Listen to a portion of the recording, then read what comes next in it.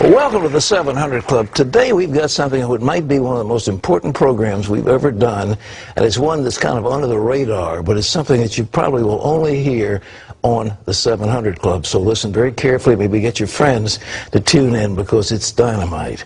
Well, Islamists made a strong showing in Tunisia's election, and Libya's new leader is talking about Islamic law. That's why some say Islam, not democracy, is dominating the so-called Arab Spring.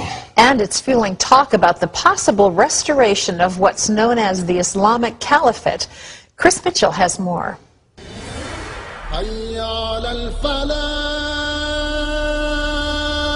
When Muhammad died 14 centuries ago, the Muslim world needed someone to take the Prophet's place. The Caliphate was the leadership of Islam after the death of Muhammad, the Prophet of Islam. The last caliphate was located here in Istanbul, Turkey. For 400 years, Istanbul and the Topkapi Palace behind me was the political center of the Muslim world.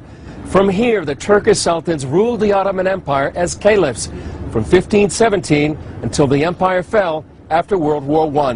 But in 1924, the Turkish leader Ataturk abolished the caliphate.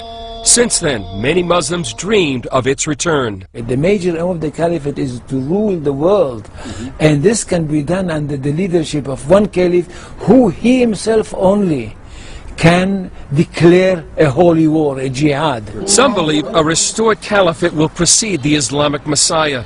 While they may disagree on tactics, many modern Islamic groups share the goal of restoring the caliphate.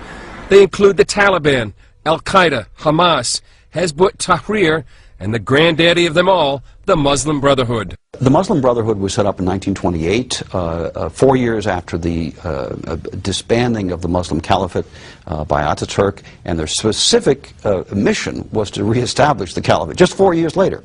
And they've been pursuing that mission ever since. Their goal remains to set up one world Islamic government. The Brotherhood now has a foothold in Egypt, where after the fall of the Mubarak government, it became the country's most organized political party. What the Muslim Brotherhood would like to see is a strong, powerful Islamic world government armed with nuclear weapons, whether those are provided by Pakistan or Iran, doesn't matter.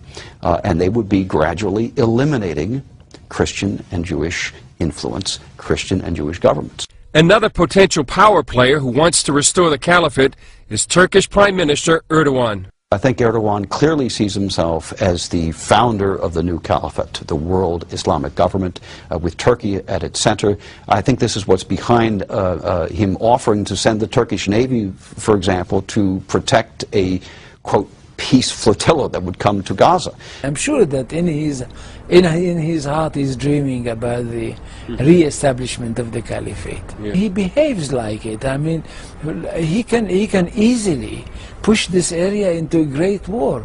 The threat of war and rise of Islam lead many to say the so-called Arab Spring is a misnomer. I wouldn't call it an Arab Spring.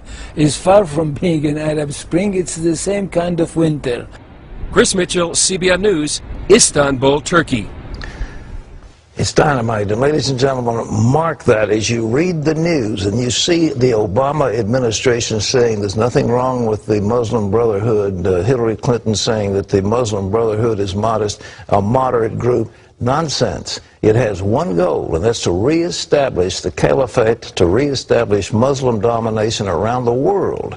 Just watch it when you read your headlines. What happens in Tunisia? What happens in Egypt? What happens in Syria? What happens in Iran?